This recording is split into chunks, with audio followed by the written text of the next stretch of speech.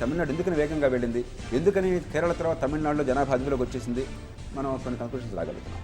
శాస్త్రం అంటే అది. ఒక కాలం తీసుకున్నాను. రఘు ఫ్రమ్ హైదరాబాద్. రఘు గారు మాట్లాడండి. సార్ జేపీ గారు నమస్తే అండి. చెప్పండి రఘు. సార్ ప్రస్తుత రాజకీయ నాయకులు కానీ పార్టీలు కానీ నిజమైన వాస్తవాల్ని జనాలకు తెలియజేయాలని కానీ వాస్తవ అవసరాలను తీర్చాలని కానీ చిత్తశుద్ధి వాళ్ళకు ఉందని మీరు అనుకుంటున్నారా? మేము మీలాంటి వాస్తవాలు చెప్పే వాళ్ళని చూసి వాళ్ళ మీద కూడా బురద జరుగుతామని చూస్తున్న వీళ్ళని చూస్తే మాకు మీపై జాలేస్తుంది, మాపై బాధేస్తుంది. రఘు, నా మీద జాలక్కర్లేదని, నా జీవితం బాగానే ఉంటుంది. నేను ఇదంతా నాకు విసుగు పుట్టి నేనేం చేయలేనే దేశం కోసం అంటే నా జీవితంలో నేను చాలా అద్భుతమైన ఆనందాన్ని పొందగలను. నాకు ఆ సమస్యలు నా మీద జాలొద్దు, మన మీద మనం జాలి పడదాం ఒక సమాజంగా. తర్వాత రాజకీయంలో ఉన్నది దుర్మార్గం అనుకోబోకండి. రాజకీయంలో ఉన్నది ఊబిలో కూరుకుపోయారు. అన్ని పార్టీల్లో కూడా వారిలో చాలామంది నిజాయితీ గలవాళ్ళు, మంచి వీరుంటే చేద్దాం అనుకున్న వాళ్ళు ఉన్నారు. కానీ ఒక విషవలయంలో చిక్కుకుపోయారు. లోక్సత్తా ఎప్పుడు చెప్తుంది ఆట నియమాలు మార్చాలి, ఆటగాళ్ళని మారిస్తే చాలదు అని చెప్పండి. 5 కోట్లు ఖర్చు పెట్టిన తర్వాత ఎమ్మెల్యే ఎలక్షన్ అన్న తర్వాత మీరు చెప్పండి, రాజకీయ నాయకుడు నిజాయితీగా నిజంగా మాట్లాడతాడు, ప్రజల్లో చైతన్యం కోసం ఎలా పోరాడతాడు, ఈ వ్యవస్థను మార్చడం కోసం ఎలా పోరాడతాడు, 100 కోట్లు ఎట్లా వస్తాయని చూస్తాడు, భూములు కబ్జా చేస్తాడు, భూములు కబ్జా కాకుండా ఎలా ఆపుతాడు, కబ్జా చేస్తేనే కదా వాడు 100 కోట్లు వచ్చేది. అంచేత ఆ రాజకీయంలో ఒకసారి ఆ వలయంలో బందీ అయిపోయిన తర్వాత ఇక వాళ్ళని మనం తిట్టి ప్రయోజనం లేదు. దాని నుంచి బయటపడినట్లా అని ప్రయత్నం చేయాలి. అందుకని మనం ఎంతసేపటికి రాజకీయంలో ఉన్న వాళ్ళని తిట్టడం, అధికారులను తిట్టడం, లేకపోతే తెలంగాణను తిట్టడం, కోస్తాంధ్రను తిట్టడం, రాయలసీమను తిట్టడం, తమిళనాడును తిట్టడం, మహారాష్ట్రను తిట్టడం, ఇది ఉపయోగం లేదు. మనం నిజాయితీగా సమస్య ఏమిటి, పరిష్కారం ఏమిటి అన్వేషించాలి. మీరు చెప్పింది వాస్తవం, కానీ బహిరంగ చర్చల ప్రమాణాలు పెరగకపోతే, వాస్తవాలు తెలుసుకునే ప్రయత్నం మనం చేయకపోతే ఎంతకాలం గుడ్డిగా ఉండిపోతాం. మనం పరిస్థితులు బాగు చేయాలని చెప్పంటే సమస్య అంటే అర్థం కావాలి. రోగికి చికిత్స జరగాలని చెప్పంటే ముందు రోగం అంటే తెలియాలి, ఆ వ్యాధి లక్షణాలు తెలుసుకోవాలి, పరీక్షలు చేయాలి, దాన్ని బట్టి నిర్ధారణ చేయాలి, తర్వాత మంది ఏంటో తెలుసుకోవాలి, చికిత్స సరిగ్గా చేయాలి, అప్పుడు రోగం నయం అవుతుంది. అంతేగాని రోగం ఒకటి అయ్యి మందిని కొట్టిస్తే పృష్ఠతాళన దంతభంగ అని చెప్పని పంటి నొప్పి అయితే వీపు మీద తంతే పన్ను నొప్పి అవుతుందా? పంటి నొప్పికి పంటి చికిత్స చేయాలి. జేపీ గారు, అంటే శ్రీకృష్ణ కమిటీ ముందు మీరు నివేదిక పెట్టడానికి కోసం ఎటువంటి ప్రయత్నాలు చేస్తున్నారు? ఈ లెక్కలన్నీ కూడా ఎలా సేకరిస్తున్నారు? ఈ లెక్కలన్నీ పూర్తిగా జాతీయ స్థాయిలో ప్లానింగ్ కమిషన్ కానీ, సెంట్రల్ స్టాటిస్టికల్ ఆర్గనైజేషన్ కానీ, బ్యూరో ఆఫ్ ఎకనామిక్ స్టాటిస్టిక్స్ కానీ, రాష్ట్ర ప్రభుత్వమే అధికారికంగా ఇచ్చినటువంటి సోషల్ ఎకనామిక్ సర్వే కానీ, సెస్ వారు తయారు చేసినటువంటి మానవ అభివృద్ధి సూచికలు కానీ, లేకపోతే యూనివర్సిటీలు వారు తయారు చేసినటువంటి గణాంకాలు కానీ, వాటి ఆధారంగా చేస్తాం. ప్రైమరీ సోర్సెస్ మన దగ్గర లేవు కదా. సర్వే అలా ఏమన్నా ఉంటే అసలు survey, annual status of education survey, దేశవ్యాప్తంగా మేము చాలా మంది కలిసి చేసాం. ఒక లోక్సత్తా మాత్రమే కాదు, ప్రథమ అనే సంస్థ మేమంతా కలిసి దేశవ్యాప్తంగా చేసాం. అదొక్కటే ప్రైమరీ సోర్స్ మంది, మిగతావన్నీ సెకండరీ సోర్సెస్ని పట్టాలి. అంటే ఇప్పటికే ఉన్న గణాంకాలను నేషనల్ స్టాటిస్టిక్స్ శాంపుల్ సర్వే ఉన్నది.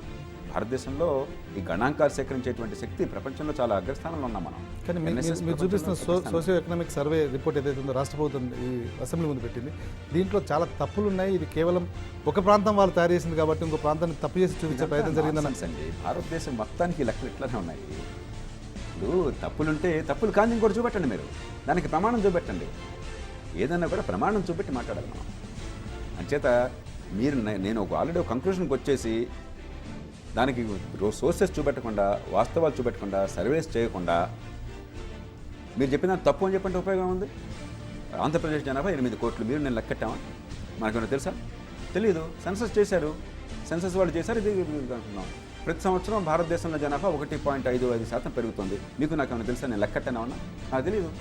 1,80,00,000 మంది పెరుగుతున్నారు. ప్రభుత్వం ఇచ్చే లెక్కల ఆధారంగా ప్రభుత్వం అంటే ఎవరండి దానికి? ప్రభుత్వం అంటే రోసయ్య గారు కాదు, మన్మోహన్ సింగ్ గారు కాదు. పోనీ ఇప్పుడున్న అధికార స్టాటిస్టికల్ ఆర్గనైజేషన్స్ ఉన్నాయి, మన టీచర్లు అంతా సర్వేలు చేస్తున్నారు, దేశం అంతా కూడా సర్వేలు చేస్తున్నారు. సెన్సస్ వచ్చినప్పుడు దేశవ్యాప్తంగా నేషనల్ శాంపుల్ సర్వేస్ ఉన్నాయి. ఆ సర్వేస్ అన్ని ప్రామాణికమైన ఆర్థికవేత్తలు చేస్తున్నారు, వాళ్ళకి ప్రభుత్వంతో సంబంధం లేదు. కాబట్టి ఇక వీళ్ళందరూ ఏం చెప్పినా నేను విన్నాం అని చెప్పంటే మనం మాట్లాడటం అనవసరం. గ్రోత్ రేట్ మీద మనమే మాట్లాడతాం, ఇంకా తలసరి ఆదాయం మనమే మాట్లాడతాం, జాతీయ ఆదాయం మనకేం తెలుసు, అభివృద్ధి మీద మీకేం తెలుసు? అయితే మీరు ఏమైనా లెక్కట్టారా? నాగార్జున సార్ నిన్న మీకు లెక్కట్ట, నేను లెక్కలేదే. వాడు చెప్పారు 400 టీఎంసీ కెపాసిటీ ఉంది, నాకేం తెలుసు? చెప్పారు అంతే. మన 25 లక్షల క్యూసెక్లు ఫ్లో వచ్చింది, నాకేమైనా చెప్పారా? ప్రభుత్వంలో వాడు చెప్పారు, నాకేం తెలుసు? నేను లెక్కట్టనా? కాబట్టి ప్రభుత్వం లెక్కలు తప్పు అని చెప్పిన ఆలోచనతో మొదలెడితే ఏది కరెక్ట్? అసలు ఏం మాట్లాడుతున్నాం? జనాభాను మనం ఆదాయాన్ని ఒప్పుకోము, మన నీళ్లు ఎన్నో వస్తున్నాయో ఒప్పుకోము, వర్షపాతం ఒప్పుకోము. వర్షపాతం ఎవరు చెప్తున్నాడు? ప్రభుత్వం లెక్కలు చెప్తున్నాయి, రెయిన్ గేజ్ సెంటర్స్లో చెప్తున్నారు. నేను ఒప్పుకోనంటే అబ్బాయి ఇంత వర్షం పడలేదంటే అర్థం ఉందా ఉన్నా? కాబట్టి మనకు కొంచెం హేతుబద్ధంగా మాట్లాడటం మొదలెట్టాలి. ఒకదాన్ని పూర్వపక్షం చేస్తే ఇది కాదు అంటే ఇంకో సోర్స్ చూపెట్టండి, నాకు ఇంకో సర్వే చేసి చూపెట్టండి, నాకు దాని ప్రమాణం అంటే చూపెట్టండి. ఒక కారణం తీసుకుందాం. శ్రీనివాస్ ఫ్రమ్ హైదరాబాద్. శ్రీనివాస్ గారు మాట్లాడండి. నమస్కారం అండి రవి గారు. థ్యాంక్స్ ఫర్ ఆపర్చునిటీ అండి రవి గారు. చెప్పండి. సార్ జేపీ గారు నమస్కారం సార్. నమస్తే, చెప్పండి శ్రీనివాస్ గారు. సార్ నా ఓన్లీ 2 క్వశ్చన్స్ అండి. చెప్పండి. జేపీ గారు, మీరు ఒక మేధావి, ఒక ఐఏఎస్ ఆఫీసర్ ఉన్నారు, కరీంనగర్ జిల్లాలో కూడా మీరు చేసినారు. తెలంగాణ లెక్కలలో తెలంగాణ అభివృద్ధి చెందుతుందని అంటున్నారు. మీరు నిజంగా ఓకే, లెక్కలలో మనం సెక్రటరియట్ లో కూర్చొని కాయిదాలలో చూస్తే అభివృద్ధి ఎంత జరిగింది అనేది అందరికీ తెలిసిన విషయమే. బట్ ఒక మేధావిగా తెలంగాణ అభివృద్ధి చెందిందంటే మాకు కొంచెం బాధ అనిపిస్తుంది. ఎందులో అభివృద్ధి చెందిందండి? కరీంనగర్ జిల్లాలో చేనేత కార్మికులు ఆత్మహత్యలలో అభివృద్ధి చెందినమా? పాలమూరు జిల్లాలో ఆకలితోటి అలమటించి 30 లక్షల మంది వలసపోయి 30 లక్షల మంది, కొన్ని లక్షల మంది ఆకలి చావులలో మేము అభివృద్ధి చెందినమా? గత 50 సంవత్సరాల నుంచి ఉద్యోగాలు లేక 610 జీవోలు లాంటి ఎన్నో జీవోలు కూడా అనగదొక్కబడి అందులో అన్యాయంలో మేము అభివృద్ధి చెందినమా? ఆకలి చావులన, నిరుద్యోగంలన, చేనేత కార్మికుల యొక్క ఆత్మహత్యలన. నిన్న మొన్న చూసినా కూడా మీరు ఒక 600 మంది నిన్న మొన్న కూడా ఆత్మహత్యలు 69లో కానీ ఇప్పుడు కానీ ఆత్మహత్యలలో డెవలప్ అయినామా? రెండోదండి జేపీ గారు, దయచేసి ఇప్పుడు శ్రీనివాస్ ఒక విషయం అర్థం చేసుకోవాలి. భారతదేశంలో ప్రతి రాష్ట్రంలోనూ కూడా, ప్రతి జిల్లాలోనూ కూడా విపరీతమైన పేదరికం అన్నది. మీరు ఏం చెప్పారో కరీంనగర్ గురించి, సిరిసిల్ల గురించి, అదే సంగతి మీకు కర్నూలు జిల్లాకి, అదే సంగతి శ్రీకాకుళం జిల్లాకి వర్తిస్తుంది. అదే సంగతి తమిళనాడులో తిరుపతికి మరోదానికి వర్తిస్తుంది. అదే సంగతి మహారాష్ట్రలో విదర్భకు వర్తిస్తుంది, మరో చోటకు వర్తిస్తుంది. భారతదేశం పేద దేశము. మనం వేగంగా ఎదుగుతున్న ప్రయత్నం చేస్తున్నా కూడా దుర్భరమైన దారిద్ర్యం ఉన్న దేశము, విద్య లేని దేశము, కానీ ఈ దారిద్ర్యంలో ఆరోగ్యం లేని ఎక్కువ దేశము. తక్కువ ఈ రెండు కొన్ని మైనర్ వేరియేషన్స్ ఉన్నవి, కానీ ఇది దోపిడీ కారణం కాదు. దానికి పరిష్కారం ఒకళ్ళ మీద ఒకళ్ళు కలబడ్డం కాదు. ఈ రెంటికి మౌలికమైన తేడా ఉంది. నేను చెప్తున్నది, కరీంనగర్ జిల్లా స్వర్గంగా ఉందని నేను అంటానా? లేకపోతే విశాఖపట్నం జిల్లా స్వర్గంగా ఉందని మీరు అనగలుగుతారా? హైదరాబాద్ స్వర్గంగా ఉందా? అన్నిటికంటే హైదరాబాద్లో ఆదాయం ఎక్కువ ఉందంటే అర్థం స్వర్గం అని చెప్పినా? మహారాష్ట్ర స్వర్గంగా ఉందా? పెద్ద రాష్ట్రాల్లో మహారాష్ట్ర తలసరి ఆదాయం అన్నిటికంటే ఎక్కువ ఉందంటే మహారాష్ట్ర స్వర్గంగా ఉందా? మహారాష్ట్ర అమెరికాతో పోలిస్తే, బ్రిటన్తో పోలిస్తే 30 ఉంటుంది. ఏం స్వర్గం అది? మనం పెరగాల్సింది చాలా ఉంది. కానీ మహారాష్ట్రాన్ని ప్రత్యేకంగా భారతదేశం ఎవడు అన్యాయం చేయాల, బీహార్ని ప్రత్యేకంగా భారతదేశం ఎవడు అన్యాయం చేయాలి. బీహార్ ఆదాయం అందరికంటే తక్కువ ఉన్నది. బీహార్ వాడు ఏం చెప్పుకోవాలా? బీహార్ వాడు అన్యాయం చేయాలి. బీహార్ని అన్యాయం చేసింది అక్కడున్న రాజకీయం, అక్కడున్న పరిపాలన, అక్కడున్న నాయకత్వం, అక్కడున్న సమాజం.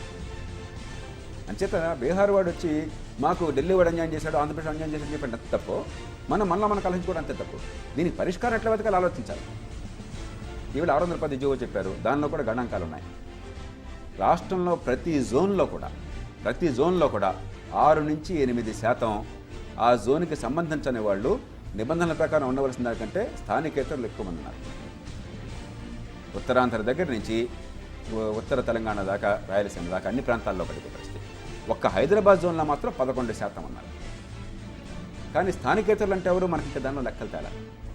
ఎందుకంటే మీరు ఆ జిల్లాలోనే వాళ్ళు నియమించాల్సిన అవసరం ఉన్నట్టయితే ఆ జిల్లా బయట ఎవరు వస్తే వాళ్ళు స్థానికేతరులు. రంగారెడ్డి జిల్లాకి హైదరాబాద్ వాళ్ళు స్థానికేతరులు.